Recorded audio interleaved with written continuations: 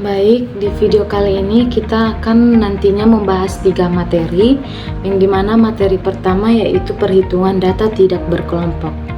Ukuran pemusatan data adalah nilai tunggal yang dapat memberikan gambaran yang lebih jelas dan singkat tentang pusat data yang juga mewakili seluruh data. Beberapa teknik penjelasan kelompok yang telah diobservasi dengan data kuantitatif, yaitu selain dapat dijelaskan dengan menggunakan tabel dan gambar, dapat juga dijelaskan menggunakan teknik statistik yang disebut dengan modus, median, dan juga mean. Lalu di sini yang pertama kita masuk mean, yaitu rata-rata hitung.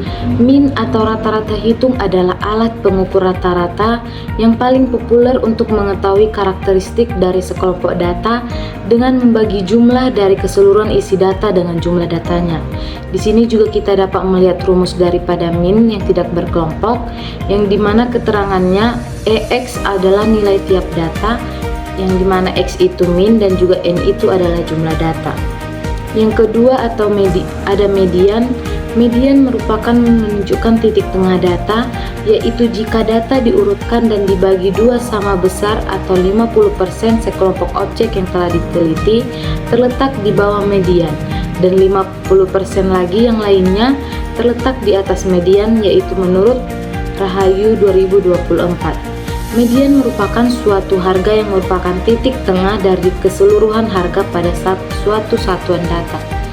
Rumus median itu ada dua. Yang pertama rumus data ganjil, yaitu M sama dengan nilai ke N tambah 1 per 2. Yang kedua rumus data genap, ada M sama dengan rata-rata nilai ke N per 2 dan N per 2 ditambah 1. Yang dimana keterangannya M sama dengan median dan N jumlah data.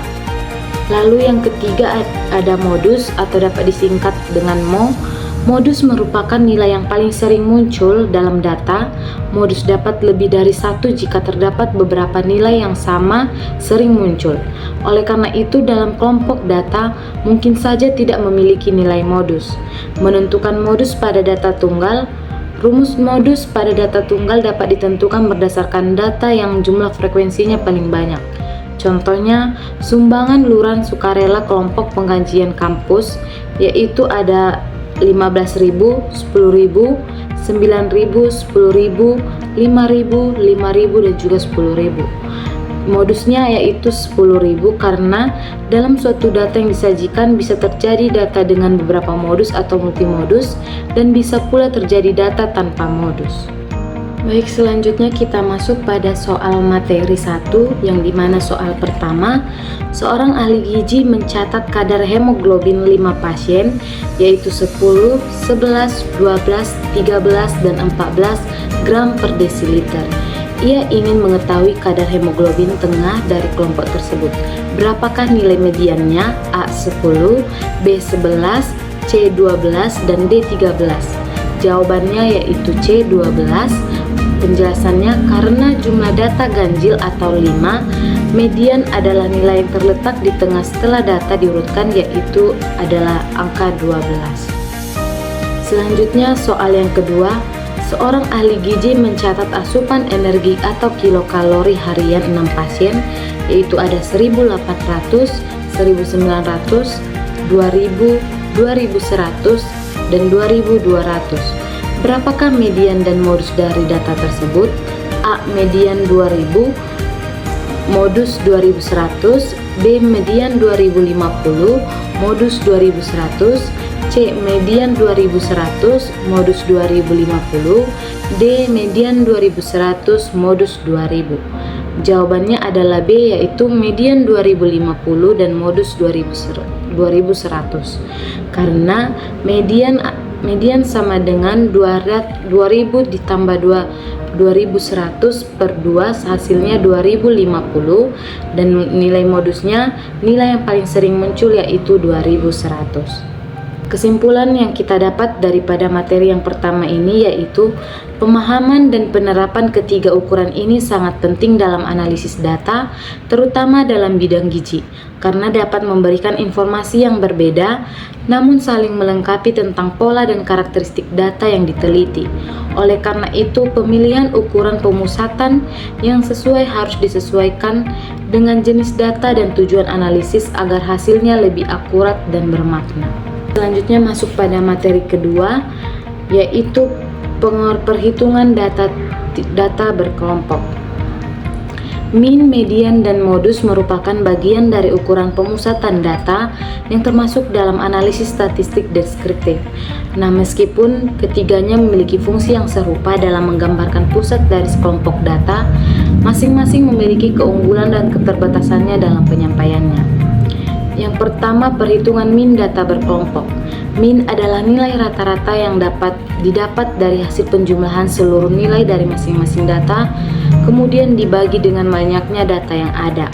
Di sini kita dapat melihat rumus mean, dan juga di sini ada rumus Stargess yang dimana K sama dengan 1 ditambah 3,3 log 10n.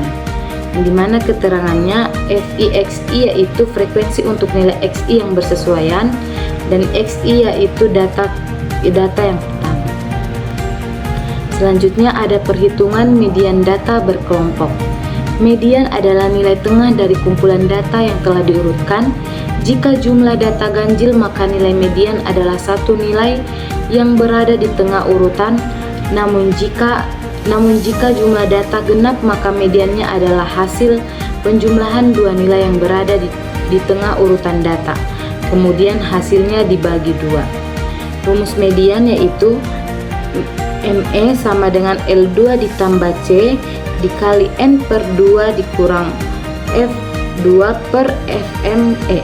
Keterangannya N yaitu banyak data, L2 yaitu tepi bawah kelas median, LI tepi bawah kelas kuartil atau desil persentil, C yaitu interval kelas, F2 yaitu frekuensi kumulatif sebelum kelas median, FI yaitu frekuensi kumulatif sebelum kelas kuartil, desil, dan persentil, dan FME yaitu frekuensi kelas median. Selanjutnya, perhitungan data berkelompok modus. Modus ialah data atau nilai yang paling sering muncul atau yang memiliki jumlah frekuensi terbanyak. Rumus modus yaitu MO sama dengan L ditambah C dikali B1 per B1 ditambah B2.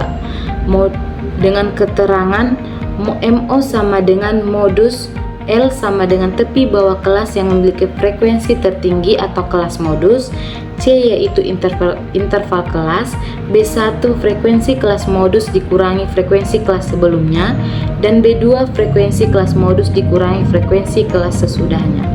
Selanjutnya kita masuk pada pembahasan soal materi kedua, yang mana soal yang pertama, dalam survei penjualan buku di toko Cerdas Ilmu, diketahui data jumlah buku yang terjual per hari selama sebulan, yaitu setelah dikelompokkan kelas 40-49 memiliki frekuensi 5, kelas 50-59 memiliki frekuensi 9, kelas 60-69 memiliki frekuensi 12, kelas 70-79 memiliki frekuensi 8, dan kelas 80-89 memiliki frekuensi 6.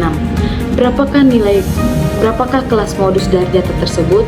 A 40-49, B 50-59, C 60-69, dan D 70-79. Jawabannya yaitu C, karena kelas modus adalah kelas dengan frekuensi tertinggi, yaitu 12 pada kelas 60 dan 6-69. Selanjutnya soal kedua, seorang analisis gizi ingin mengetahui pengeluaran rata-rata makan pasien rumah sakit. Karena ada beberapa pasien dengan pengeluaran sangat tinggi dan rendah, ia memutuskan memakai median daripada rata-rata. Alasan analis tersebut memilih median adalah A. Median tidak dipengaruhi oleh nilai ekstrim, B. Median selalu sama dengan rata-rata, C. Median hanya digunakan untuk data kualitatif, D. Median bergantung pada semua nilai data. Jawabannya yaitu A. Median tidak dipengaruhi oleh nilai ekstrim. karena median stabil walaupun ada data yang sangat besar atau kecil atau ekstrim sehingga lebih dapat mewakili kondisi tengah data.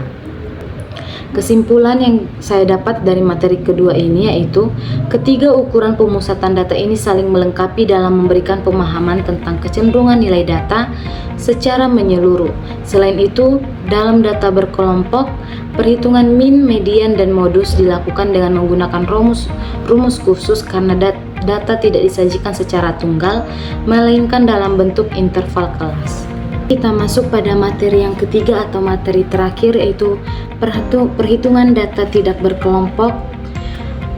Kuartil, desil, dan persentil digunakan untuk membagi data menjadi bagian-bagian sama banyak yang spesifik sehingga memberikan gambaran tentang sebaran data dan distribusi kuantitatif secara lebih rinci. Selain itu, pemahaman dan perhitungan kuartil, desil, dan persentil pada data tidak berkelompok sangat berguna dalam berbagai bidang ilmu seperti kesehatan, sosial, dan ekonomi untuk menilai variabilitas data dan membantu pengambilan keputusan berbasis statistik. Yang pertama yaitu kuartil. Kuartil merupakan ukuran letak yang membagi suatu distribusi frekuensi menjadi 4 bagian yang sama, sehingga nilai-nilai distribusi dapat dibagi menjadi K1, K2, dan K3. Rumus kuartil yaitu K1 sama dengan kuartil 1 sama dengan N ditambah 1 per 4, K2 sama dengan kuartil 2 sama dengan K2 N ditambah 1 per 4, kuartil 3 sama dengan 3 dalam kurung N tambah 1 per 4, yang dimana keterangannya K1 adalah kuartil 1 atau Q1 menunjukkan data pada posisi seperempat dari data yang telah diurutkan. Nilai ini membagi 25% data terendah dari sisanya. K2 adalah kuartil 2 atau median, menunjukkan data di tengah setelah data diurutkan, membagi data menjadi 2 bagian yang sama besar atau 50%. K3 adalah kuartil 3, menunjukkan posisi 3/4 dari data yang telah diurutkan, membagi 75% data terendah dari 50% data tertinggi, dan N adalah jumlah seluruh data yang tersedia. Selanjutnya desil. Desil merupakan ukuran letak yang membagi suatu distribusi frekuensi menjadi 10 bagian yang sama yang masing-masing dibatasi oleh D1, D2, D3, D4, D5, D6, D7, D8, dan D9 setelah data diurutkan dari yang terkecil sampai yang terbesar. Rumusnya, letak D1 sama dengan N ditambah 1 per 10, letak D2 2 dalam kurung N tambah 1 per 10, letak D3 sama dengan 3 dalam kurung N tambah 1 per 10, dan seterusnya seperti letak D9 sama dengan 9 dalam kurung N tambah 1 per 10. Keterangannya, D1, D2, dan D seterusnya sampai D9 adalah desil-desil yang membagi data menjadi 10 bagian yang sama besar. Rumus ini menunjukkan posisi atau letak masing-masing desil dalam data yang telah diurutkan dari yang terkecil ke terbesar, dan N adalah jumlah seluruh data.